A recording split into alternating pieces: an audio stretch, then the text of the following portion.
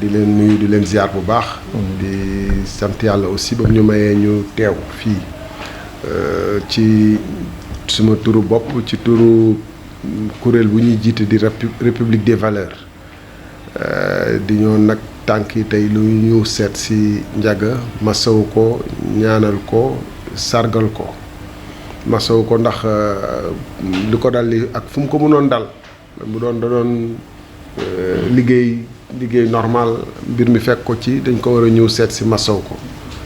waaye et puis ñaanal ko yàlla defal ko wér ak mu jaare fii lépp luy tolof ak xat-xat ànd ci tàbbi ba géej ba ilaa yow mi din te li ci des ci nguuram muy dund jàmm ak wérle waaye dañ koy sargal it parce que kii suñu rakk la suñu xarit la yàgg nañu ànd muy ku ñu ràññee ci Thiès ci taxawaayam am na ñoo xam ne dañuy wéy ci ñaari fànn wéy ci fànn dañu bokk ci ay kuréel lu kuréel yi joxe comme ndigal ñu jëfe ko waaye tamit ñoom di ñu xaar sax léeg-léeg bu ñu gisee seeni mbiru bopp loo xam ne Sénégal moo ko bokk te muy injustice wala moo xam ne war nañ ko wax wala ñaxtu wala dox wala taxawaay dañuy jóg moom ci laa ko xàmmee ràññee ko ñu yàgg ànd ci ay yu mel noonu donc moom bokk na ci ñoo xam ne ñoom ñooy jógloo doomu aadama yi duñu xaar sax ñu ne leen acca Ndiaga jógal waaye Ndiaga ne gars yi yëg ngeen li xew nañ leen jóg wala nañ leen diisoo jéem a xool lan moo ci war a nekk suñu taxawaay ba li ko dal nii amaana dal na ko waaye bettul kenn ndax aussi Sénégal gi ñu nekk muy Sénégalu nee nañu démocratie ak droit de l'homme di vraiment bàkk suñu bopp surtout nguur gi bàkk boppam ci wàllum démocratie ak droit de l'homme ñu tuddee suñu bopp réew un pays de démocratie waaye démocratie lu ko lal mooy liberté d'expression mooy sañ wax sa xalaat te waxe ko nu mu gën a sellee jàpp naa ni ñoom ñu ñëwoon pour ni Macky Sall waru fi ñëw loolu moom kenn xalaatu ko Macky Sall am na droit comme tout autre citoyen dem fu ne waaye dañ ñëwoon en tant que président de la République bu jógee mu nekk ku jafe gis sa kàddu mu jafe koy jot nga nekk citoyen am nga sañ-sañ bu génnee nga ne ko lii laa xalaat ci yow manifester ko ci sa pancarte wala ci sa kàddu wala ci sa banderole wala sa brassard rouge te loolu réewum démocratie yëpp du ñu xaar sax président génn Maison Blanche chaque jour nga gis fa marche bis bu ne du benn marche sax ay fukki ak marche dañu ne ñii ñoo moom 8h 9h ñi noonu lañ koy daggate beneen citoyen boo xam ne nag moom marchul dafa war a taxaw rek bu ko neexee ñu yor pancarte tam taxaw Maison Blanche laa wax ak seulement ak Thiès nga xam ne bu président jógee génn tali yi mbedd yi sénégalais yi ñoo ko moom am nga droit taxaw fu la neex foo xam ne fekkoo fa kenn xeexoo fa kenn tooñoo fa kenn taxaw wane sa manifestation loolu bu la ci dara dalee vraiment dañ jàpp ni que dañu nekk ci réew moo xam ne nekkuñu ci démocratie parce que loolu bu doon un pays démocratie day amay poursuites yu ciy fekk te dañu ñaan yàlla nag ñun ñii di nekk ci acteurs politiques yi ñu def loolu muy suñu ngëm-ngëm parce que réew mi waroon na gis ñu lu xew ci fan yi weesu ci affaire code électoral bi jamono bu ñëw ñu jàpp ni def nañu benn jéego ci kanam rek ndeke day am fukki jéego ci ginnaaw yi ci teg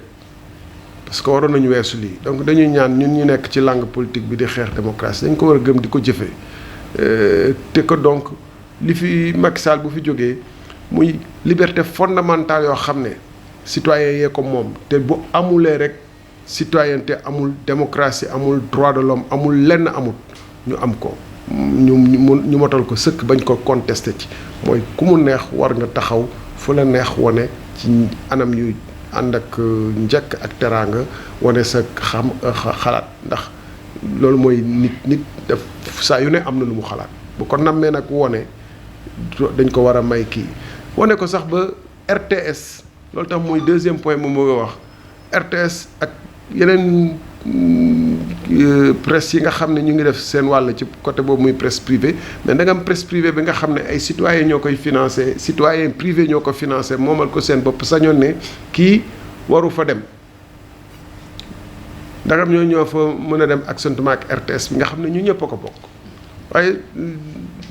li ma wax léegi man maa def exprès waxee ko noonu. Même presse privée moo nekkee presse privée da nga war a def traitement équitable de l'information te bu fekkee ne information générale nga ngay doxal bu yenn yi amee war nga fa teew mais mënuñu ne obligation la bu fekkee ne moyens yi motewul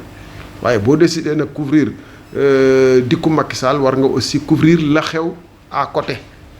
mu leer ndagam presse privée bi moo ngi koy def ak seulement li nga xam ne ñun ñoo ko moom muy presse gouvernementale muy presse étatique bu presse gouvernementale dañu war a aussi dañu jaawale presse li nga xam ne état bi moo ko moom dafay des quel que soit état bu fi nekk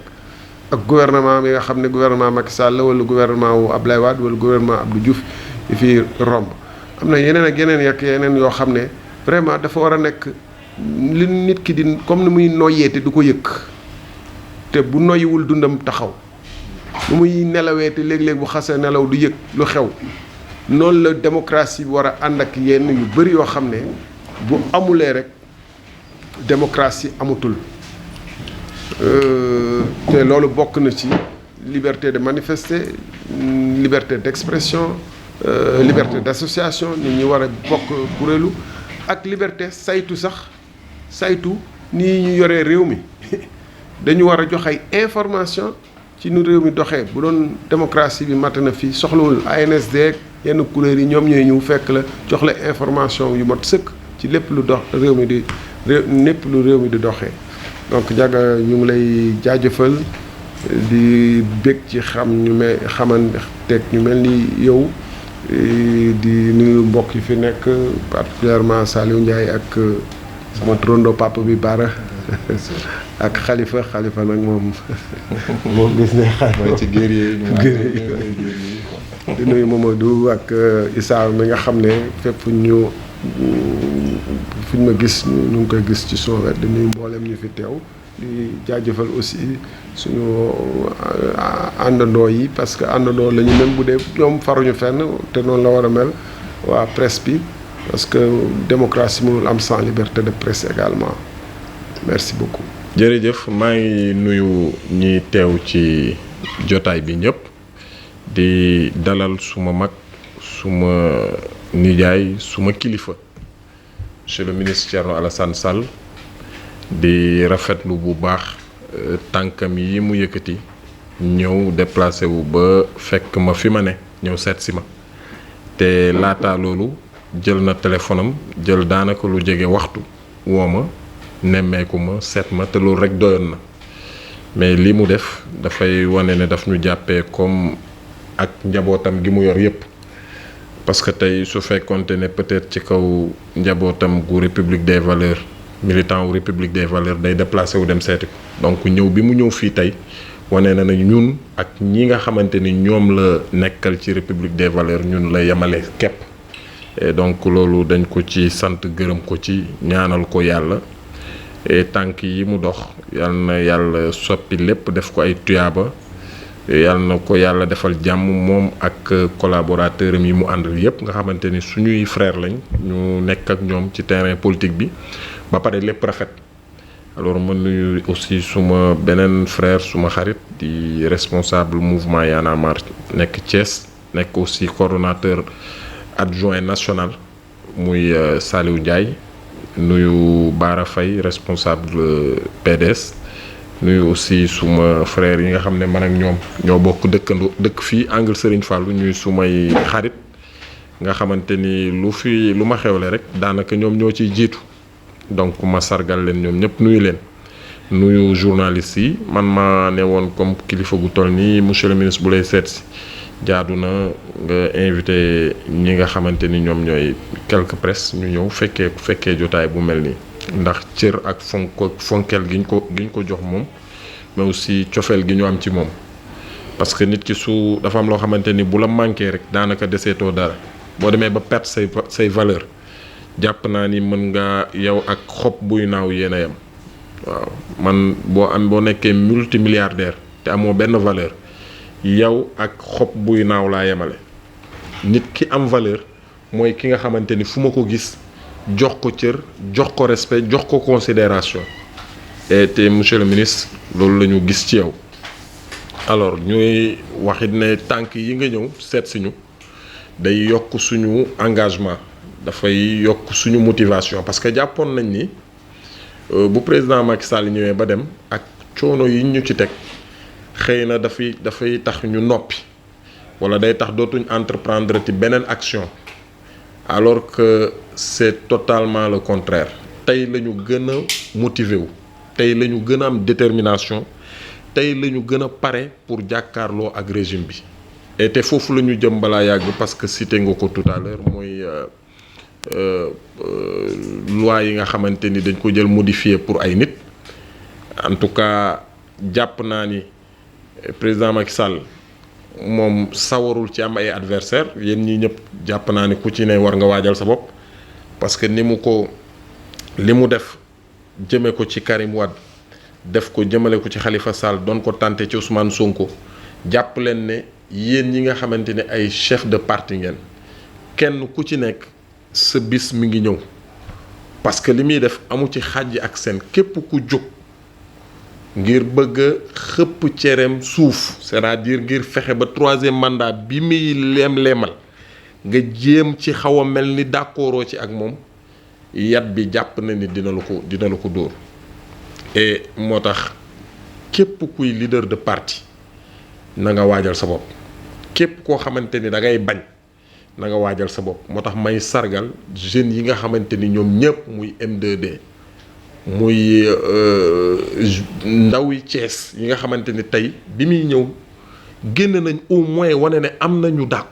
d'accordul am na ñuy bañ ba tey am na ñoo xamante ni kenn mënu leen a jënd am na ñoo xamante ni amuñu njëg au moins tey Thiès am na ay ndaw yu génn wan président Macky Sall que ni am na ñoo mën a jënd mais am na ñoo mënta jënd am na ay Thiessois yu indigne bañ leen di tuddee nitu Thiès mais am na également ay Thiessois yu digne te ñooñu jàpp naa ni ba keroog bufta bi di wal seen valeur yooyu duñ ci mës a dellu ginnaaw ci lu toll ni virgule donc monsieur le ministre xamal ne am nañ mbégte bu baax am contentement jàpp ne it ku jox cër ñi nga àndal di waxtaan ci wàllum coalition nga parce que dañuy ciy jël exemple lu bari ci suñuy rencontre tey su fekkonte ne dañ la interviewé nga ne candidat nga à la mairie de Thiès ville wala Thiès ouest te nga am ci droit wala au niveau du conseil départemental su boobaa dinañ ci am ñun lu ñu metti parce que dañoo nekk ci waxtaan yu pareegul mais li nga def li muy wane mooy da nga jox cër jox respect ñi nga xamante ni ñoom nga nekk di waxtaanal te exemple boobu Saliou ngi nii moom du ma bàyyi ma wax lu dul dëgg bu ñu toogee en réunion loolu dañ koy magnifier di woo yeneen responsable yi nga xamante ni dañu commencé di def lu mel noonu ne leen nañ ko arrêté parce que dañuy waxtaan te pareeguñ comme que nag dañuy waxtaan te pareeguñ nag kenn ku nekk xaar ba ñu pare lan la ci coalition bi jox nga xam ne lii lañ ci jox coalition nag il n'est pas dit que ñi ko séq ñëpp forcément dañuy àndandoo jusqu'au bout di nga dem ba ci biir am ñoo xamante ni d'accorduñ séparation day am des fois yooyu c'est des trucs qui arrivent dans des coalitions pouvoir en place bi aussi suñu yëgee ne coalition bi vraiment taxawaay bi am na solo dinañ jéem a dugal ñoom it seen loxo ci biir pour jéem a tas yooyu yëpp dañ koy gis mais du tere danañu def suñu kéemtalaay kàttan fàtte suñu bopp yi jiital li nga xamante ni mooy Thiès parce que Idriss Seck non seulement dafa appauvrir Thiès ñu dem ba ci biir moom jàpp na ni nguur askan wi mënuñu ko jox moom jàpp na ni toujours le président en exercice mooy dem bàyyi ko fi en 2009 bi président Abdoulaye Wade di ñëw fii chemin de fer moom moo fi taxaw wax fi ay nen ak ay omelette ak yu kenn xamul boobu aussi jàppoon na ni président Abdoulaye Wade daf ko war a jël moom jël réew mi jébbal ko bi mu demee ba yaakaaram tas ci loolu tey dem na jébbalu ji ci président Macky Sall parce que jàpp na ni aussi président Macky Sall bis bu jeexalee 3e mandat bi daf ko war a jox moom Idriss Seck ma jàpp ne nag nguur population askan moo koy joxe mais du président en exercice mooy seet ku ko neex mu wutu ko loolu royaume lay gën a nuru te il faut que président Macky Sall comprendre que réew mi du moomeelam moom du moomeelu kenn ci ñoom leader politique yi peuple bi saa yu ñu waree tànn am nañ maturité bu toll ni kenn du leen wax la ñu war a def donc nag moom Idrissa Seck war na ressaisiru di ko wax it ne xam naa ni am na problème avec les Thiessois parce que li président Thierno Alassane Sall wax tout à l'heure amoon na gàcce jàkkaarloo ak waa Thiès ànd ak président Macky Sall war a langaamu ci oto bi parce que bu ñëwoon day dem langaamu ci oto bi comme ni yeneen naataangoom yi di def oto boobu benn place moo ci am bu nit di jóg muy place su président de la République te Idriss Seck du moom moo fay dem président di lang donc su amee kuy lang Idrissa Seck mooy lang comme que nag doon na am gàcce ñëw nekk apprenti président Macky Sall donc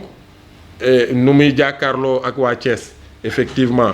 mu daw ñëwul mais ñu ngi koy xaar ci tabaski bi de toute façon ñun pour la première fois dinañ dem julli ji juma muusante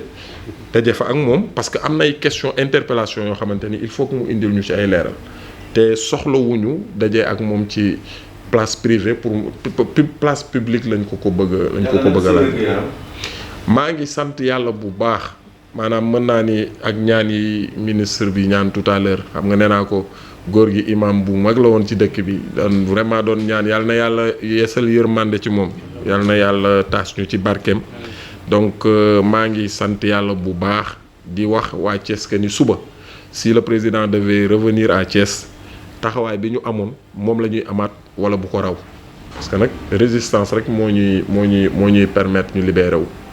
donc ñu ngi waxtaan ak waa Thiès yëpp pour que ñu dajal. aussi mën nga firndeel ne yéen a ngi waxtaan ak parti. mais bien sûr tout le dañuy wax ne République des valeurs ak Pastef jubóowuñu comme monsieur le président nee na bon question yi jeex na bon loolu peut-être ñu muy République des valeurs wala Pastef kenn ku ci toog peut-être di nga ci indi ay leeral man daal li ma xam.